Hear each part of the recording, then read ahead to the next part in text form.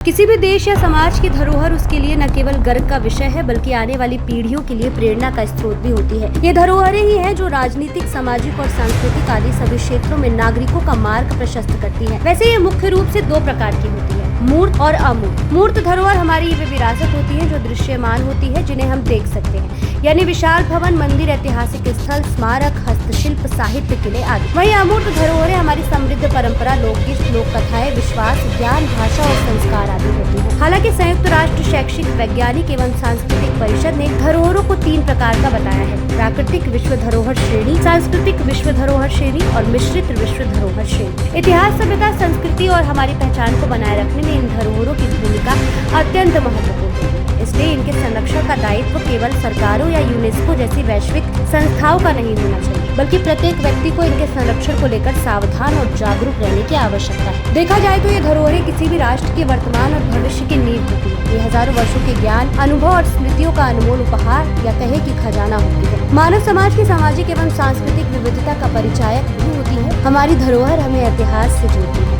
किसी भी देश और समाज की पहचान, वहाँ की सभ्यता, सामाजिक एवं सांस्कृतिक इतिहास आदि की न केवल जानकारी इन धरोहर के माध्यम से प्राप्त होती है, बल्कि ये उन्हें हमेशा सजीव बनाए रखने का कार्य भी करती है। मानव सभ्यता और संस्कृति की मूल ये धरोहरें अब हमारे गौरव की पहचान का नहीं, बल्कि आर्थिक समृद्धि का भी जरिया बन गई है। दरअसल इन धरोहरों को देखने और समझने के लिए लाखों पर्यटक प्रतिवर्ष एक राज्य, दूसरे राज्य और एक देश से दूसरे देश की यात्रा करते हैं। इतना ही नहीं, ये धरोहर विभिन्न देशों, समाजों, समुदायों, सभ्यताओं और संस्कृतियों के बीच बेहतर संबंध बनाने में भी बड़ी महत्वपूर्ण भूमिका निभाती है। कई बार तो दो देशों के बीच कूटनीतिक संबंधों को भी ये मधुर एवं सुगम बनाने की सहायता साबित होती है।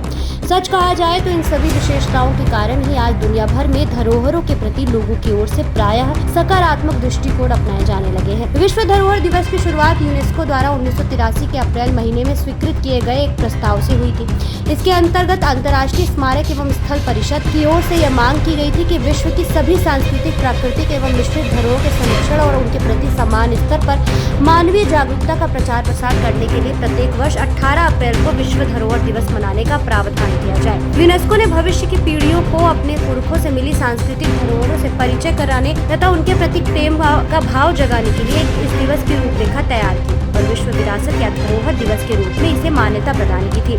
तब से प्रतिवर्ष विश्व धरोहर दिवस या विश्व स्मारक एवं स्थल दिवस के रूप में मनाया जाता है। सामान्यतः यूनेस्को द्वारा प्रतिवर्ष एक खास दिन यानी 18 अप्रैल को विश्व के ऐतिहासिक स्थलों का भ्रमण कराया जाता है और लोगों को इनके संबंध में बताया जाता है। इनके संरक्षण एवं संवर्धन पर चर्चा की जाती है। साथ ही इसी भावना के अनुरूप यूनेस्को द्वारा दुनिया भर की विभिन्न धरोहरों को चिन्हित कर उन्हें एक विश्व धरोहर सूची भी बनाई जाती है।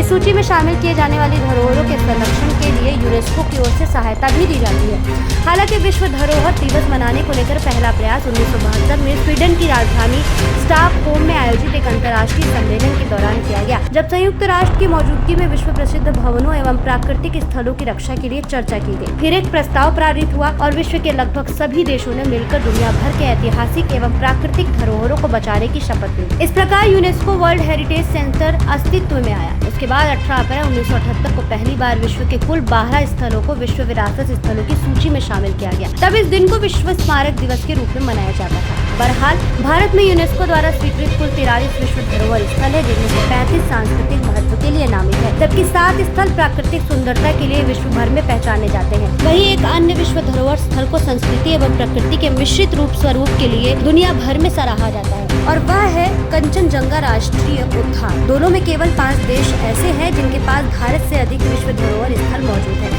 हमारे लिए गर्व की बात ये भी है कि यूनेस्को विश्व धरोहर समिति के 46वें सत्र का आयोजन पिछले वर्ष भारत की राजधानी दिल्ली में किया गया, जिसकी अध्यक्षता भारत ने की। पिछले वर्ष 26 जुलाई को असम में मोईदाम को विश्व धरोहर समिति द्वारा भारत के 43वें यूनेस्को विश्व धरोहर स्थल के रूप में चिन्हित किया गया।